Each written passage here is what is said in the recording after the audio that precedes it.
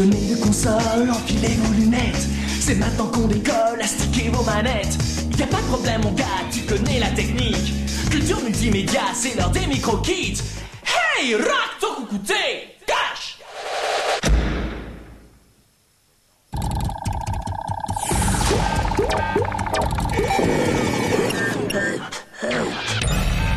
On repart sur France 3 avec Mars et Micro-Kids.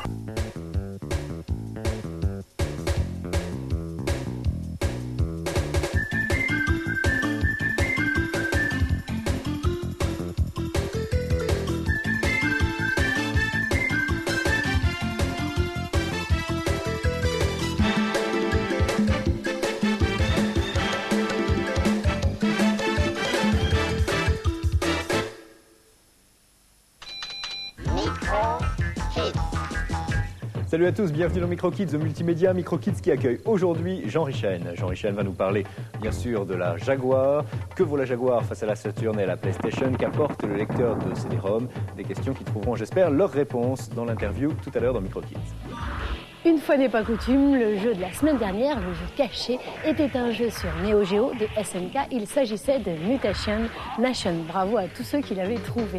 Je vous rappelle que vous avez toujours à votre disposition le numéro de téléphone de Jeux Vidéo Assistance, le 36 70 0003, ainsi que le Minitel 36 15 code France 3 rubrique Micro-Kids pour toute information sur les t-shirts Micro-Kids Multimédia, par exemple. Micro-Kids. Ils s'appellent Nicolas et Emmanuel, ils ont tous les deux 16 ans, ils sont copains. L'un habite Vervic, l'autre habite Bousbecq dans la région de Lille. Le premier possède une Super Nintendo, le second possède une Mega Drive. Et c'est à eux que revient le redoutable honneur d'affronter l'équipe qui a remporté la victoire pendant 2 semaines de suite. Et on peut les encourager. Dans l'équipe numéro 2, on retrouve Nicolas et Maxime. Nicolas 15 ans, Maxime 14 ans. Nicolas a un Game Boy et un Amiga 500+. Maxime a une Super Nintendo. Ils viennent de Beaulieu-Mandeur, près de Sochaux. Vous connaissez tous les 4 le principe de notre jeu. Voici le premier jeu à identifier. Ces images sont-elles celles de Super à l'Est, de Axelet ou de Soldier Blade? 1, 2 ou 3, puis la touche UNT pour les possesseurs de cartes multipoints. Nicolas. Axelet. Axelet sur Super Famicom, un jeu de Konami. Une première bonne réponse, un premier point marqué. Deuxième jeu à identifier. Et de nouveau 3 titres, Risky Woods, Wolfchild ou Délivrance. Risky Woods, Wolfchild, Délivrance, un seul titre et le bon point. Nicolas. Risky Woods. Décidément, il est très fort. Deuxième réponse, deuxième point marqué. Courage Emmanuel. Troisième et dernier jeu à identifier. Ces images sont-elles celles de Tama, de Camel Try ou de Marble Madness?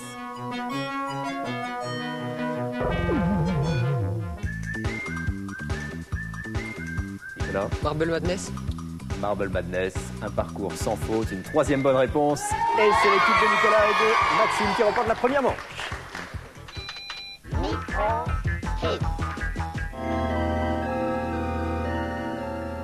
Le premier contact avec la légende de Thor, signée Sega sur Mega Drive, est assez sympathique. Les sprites sont grands, la vue de 3/4 arrière est agréable et surtout, les combats sont bien réglés. Dommage que la palette de couleurs soit limitée et que les décors ne soient pas plus soignés. Votre héros, le prince Ali, doit retrouver le maître du bracelet d'argent et le pulvériser une fois pour toutes. Sa quête commence avec la recherche de la clé du château. Sans elle, il ne pourra avoir accès aux sortilèges magiques indispensables. Bien sûr, quelques pauvres sbires tentent de se mettre en travers de son chemin, mais grâce à ses coups spéciaux, Ali les envoie directement dans un monde meilleur. Admirez son style. Coups d'épée et enchaînements pieds-poings sont efficaces. Les bruitages, eux, suivent bien. Bravo pour les musiques, entraînantes, stressantes, elles mettent bien dans l'ambiance. L'aventure s'annonce longue et périlleuse. Heureusement, des sauvegardes vous font économiser un temps précieux. Mais que les amateurs d'aventure pure et dure ne se leurrent pas, ici c'est l'action qui prime. Ce déséquilibre entre aventure et action pénalise la note 15 sur 20. Iron Soldier d'Eclipse et Atari est sans conteste l'un des meilleurs jeux actuellement sur Jaguar.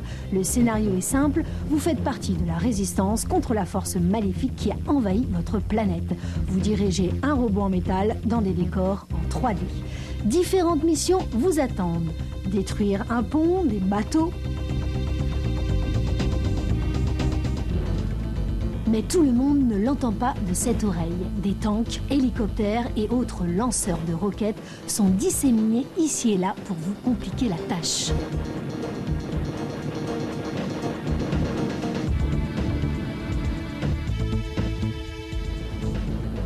Choisissez l'arme la plus appropriée pour l'action que vous voulez accomplir. Le point pour le décor et le tir pour les hélicos.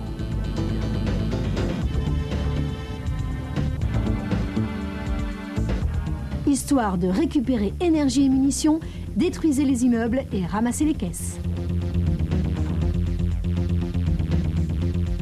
Difficile de manier un robot? En ce qui concerne la jouabilité, rassurez-vous, on s'y fait très bien. Côté graphisme, c'est de la 3D classique, pas de gros reproches à faire. Ajoutez à cela des bruitages parfaits et des musiques sympas.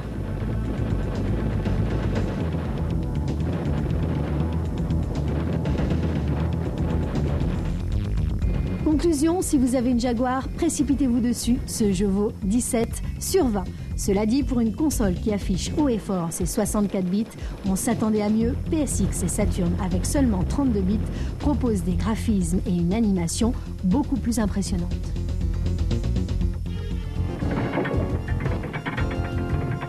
Si vous avez aimé Dune 2, Warcraft d'Interplay sur PC CD-ROM va rapidement vous apparaître indispensable.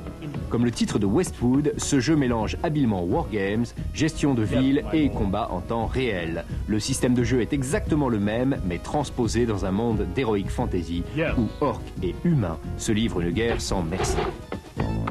Apprendre à gérer ses troupes et préparer les batailles devient rapidement très prenant. On découvre de nouvelles techniques de combat, de nouveaux bâtiments et de nouvelles armes tout au long de l'enchaînement des missions, ce qui maintient l'intérêt. Il est possible d'incarner soit les orques, soit les humains, ce qui change la manière de jouer puisque chaque race ne possède pas les mêmes unités. On peut même jouer par modem contre un autre humain. Les graphismes sont clairs et l'ambiance sonore très agréable. Les bruitages des épées lors des combats et les râles des guerriers vous plongent dans une atmosphère dont il est difficile de sortir. Et même les néophytes en matière de wargame devraient succomber au charme de ce jeu très prenant qui reçoit un 15 sur 20. Au CES de Las Vegas, le stand d'Atari était pratiquement aussi gros que le stand de Sega. Plus de 100 titres étaient présentés, certains étaient terminés, d'autres étaient en cours de développement. Et il semble bien qu'Atari ait décidé, après avoir bien avancé sur le marché américain, de s'attaquer au marché français qui était encore un petit peu délaissé. Alors ce pseudo-abandon du marché français cette dernière année, c'était volontaire ? C'était volontaire dans la mesure où le marché américain est un marché qui est important. Il fallait donc qu'Atari s'implante fortement sur ce marché-là pour pouvoir penser à se développer au niveau mondial. C'était une des priorités de l'année dernière. La seconde priorité était le développement des logiciels avec un objectif principal, c'était de produire des logiciels de qualité. Alors vous en êtes où justement sur la production de jeux ? Eh bien, au niveau de la production de jeux, en 94, Atari a sorti 16 titres, dont plus de la moitié ont été récompensés, dont plus de la moitié ont obtenu des scores supérieurs à 90. Actuellement de développement, nous avons une centaine de développements, je dirais en direct, programmés par Atari, plus évidemment tous les développements qui ont lieu, qui sont, développés par les sociétés spécialisées. Alors il y a un an ou un petit peu plus, au moment de la présentation de la Jaguar, c'était la première console 64 bits. À l'époque, il n'y avait pas vraiment de machines concurrentes. Aujourd'hui, il y a quand même la Saturn, la PSX, bientôt l'Ultra 64. Comment est-ce que se situe la Jaguar, selon vous, face à ces nouvelles machines ? Je dirais qu'il y a un an, effectivement, la Jaguar faisait un peu figure de précurseur. Aujourd'hui, nous avons maintenant un certain nombre de concurrents qui viennent nous rejoindre. En termes de technologie, je pense que la Jaguar a quand même gardé un tout petit avantage, dans la mesure où c'est une machine 64 bits. par rapport aux produits qui sont actuellement présentés et qui sont en technologie 32 bits. Et puis je dirais qu'elle a gardé aussi un avantage qui est que nos concurrents sont dans la situation où nous étions il y a un an, c'est-à-dire des machines qui ont l'air intéressantes, mais qui ont besoin de faire la preuve qu'il y aura un environnement logiciel autour de ces machines-là. Ce que la Jaguar a maintenant de manière évidente. Quels seront les grands titres pour 95? Eh bien, on a commencé l'année avec deux grands titres qui étaient Iron Soldier, d'une part, qui est une Battletech, qui a d'ailleurs obtenu le prix de la meilleure simulation au CES. Un titre de jeu de combat qui s'appelle Kazumi Ninja, qui est un jeu très riche et très intéressant avec beaucoup d'humour. Je crois que c'est ce qui fait la principale caractéristique de ce jeu. Il faut le voir. Je pense qu'on aura l'occasion de le montrer. C'est très amusant. En ce qui concerne le futur, dans un mois, nous sortirons Fight for Life, qui est un jeu de combat, je dirais là, plutôt image de synthèse, style image de synthèse. Et nous avons de gros projets en cours, en partenariat soit avec des sociétés d'édition cinématographique, soit avec d'autres sociétés d'édition de jeux. Un jeu français qui est là, qui sort ce mois-ci, qui s'appelle Rayman, qui va faire, je pense, couler beaucoup d'encre et qui va établir un nouveau standard. Rapidement, il y a également un accord que nous avons signé avec Acclaim qui va nous permettre de sortir Mortal Kombat, Dread Judge et NBA Basketball. Et enfin, il y a un projet très important qui est peut-être le plus attendu, qui est le projet avec Warner, qui est la sortie de Primal Rage sur la Jaguar. Et puis il y a le CD qui arrive, le lecteur de CD. Alors là, on a un petit peu de méfiance parce qu'on a été échaudé par certaines expériences, sans citer de nom, où le lecteur de CD n'apportait pas vraiment un plus à la machine. Est-ce que celui de la Jaguar sera différent? Est-ce qu'il apportera réellement quelque chose de supplémentaire aux joueurs? Eh bien, je pense que le problème du lecteur de CD, c'est que ce n'est pas une unité de calcul, c'est une unité de stockage. Qui est d'une capacité extraordinaire, puisque par exemple celle de la Jaguar fait 790 mégaoctets, ce qui est énorme. À partir de là, il faut avoir des facultés de calcul et des vitesses de calcul qui sont énormes également. Et je pense que la Jaguar a été conçue, et est sans doute sur le marché, la meilleure machine capable de tirer parti d'un lecteur de CD. D'autant plus que le lecteur de CD Atari intègre un certain nombre de nouvelles technologies, de nouvelles innovations. Et c'est reparti pour notre grand jeu, toujours sur Toshinden, toujours sur PSX. Cette fois-ci, c'est Maxime qui commence. Maxime qui a réussi à des scores assez étonnants puisqu'il a franchi la barre des 100 000 points lors de la dernière compétition. Je vous rappelle le principe. Nous avons décidé que chaque joueur jouait alternativement pendant 20 secondes et son objectif, faire le plus de points possible. Ce qui veut dire, bien sûr, faire des coups spéciaux et, si possible, envoyer son adversaire au tapis. C'est Maxime qui le marque. Tu es prêt? Oui. 3, 2, 1, top, c'est parti. Le score s'affiche tout en haut de l'écran. Et cette fois-ci, Maxime incarne Mondo face à Kevin.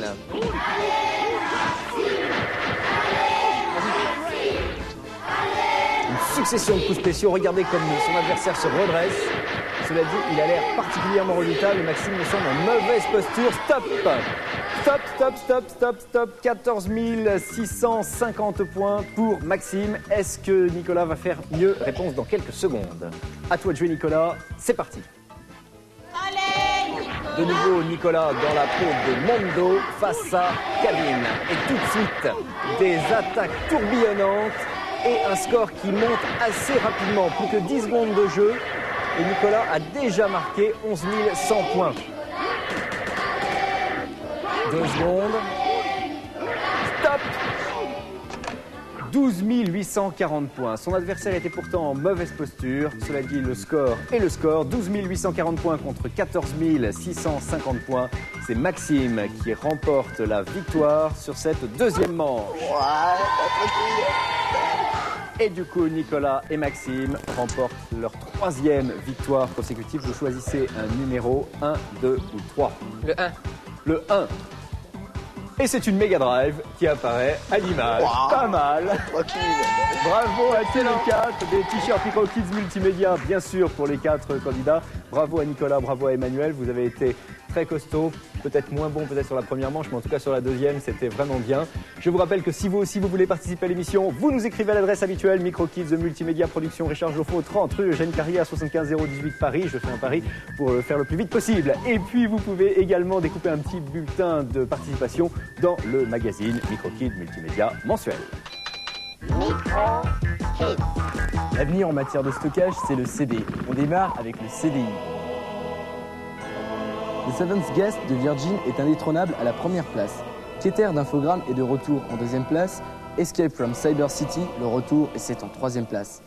Sur Mega CD, Dune de Cryo Virgin entre en première place. Il éjecte Night Trap de Digital Pictures à la deuxième place. Tomcat Alley rétrograde à la troisième place. Sur Mega Drive, le ver de terre de l'espace, j'ai nommé Earthworm Jim de Virgin, entre en première place et renvoie Sonic & Knuckles de Sega à la deuxième place. Mortal Kombat 2 de Clem prend tranquillement la troisième place. Virtua Racing sort du top. De grands changements sur Amiga CD32. Chaos Engine de Microprose monte de la deuxième à la première place. Deux entrées se partagent la deuxième place. Benata Steel Sky de Virgin et Microcosm de Psygnosis.